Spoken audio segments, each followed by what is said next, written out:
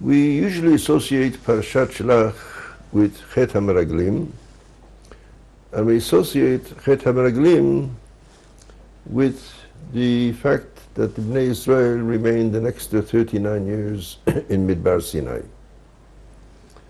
But if we follow in the footsteps of Rabbeinu Avad Yosefonu, we may find that Chet HaMeraglim had a direct connection with the Churban Bayit Rishon. HaKetzad, how is it? This Sforno points out to us that the Yesod of a Kadosh Baruch Hu's running the world is three words: Midah, Keneged, Midah. In the language of Tanakh, Ayin, Tachat, Ayin. Midah, Keneged, Midah means that what you did, I will do to you. And Parshat Shelach, the Bnei Israel, had various complaints. One of the complaints was, Namut b'midbar hazeh, we're going to die in this wilderness. So the result was, they died in the Midbar, 20 years old. But they also said after that, Nashenu v'tapenu yulavaz, our wives and our children will be scattered, driven out of where? Of Eretz Yisrael. Because if a person is dead, you can't scatter him anywhere. And therefore it follows that sooner or later, the Bnei Israel will be driven out of Eretz Yisrael because of Chet HaMeraglim. That being the case, it follows that there's a direct connection between Chet HaMeraglim and Churban Bayit Rishon.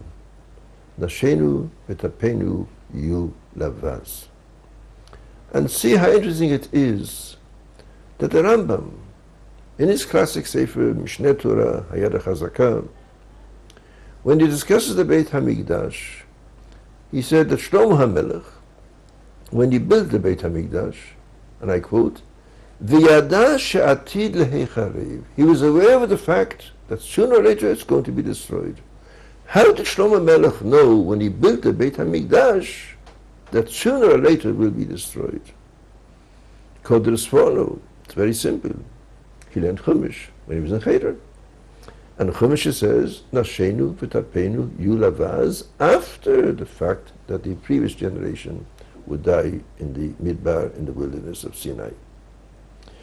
If that is the case, we have a question. All of us who went to Cheder remember that the reason why Moshe Rabbeinu did not go into Eretz Yisrael was because of Chet Mei Meriva. But here the Sforno is telling us something different. The reason why Moshe Rabbeinu didn't go into Eretz Yisrael was because had he brought us into Eretz Yisrael, anything that Moshe Rabbeinu did is done on the level of Netzach. Therefore it would be impossible to drive Bnei Israel out of Eretz Yisrael and destroy the Beis HaMikdash. So we have a problem. What really caused the Beis HaMikdash to be destroyed? And what really prevented Moshe Rabbeinu from going into Eretz Yisrael? Was it Chet HaMeraglim on the one hand, or Chet Mei Meriva on the other hand? In Mitzvah Hashem, when you come to Mikhalah, we'll discuss the subject at length, and I hope to come to a good solution to this problem.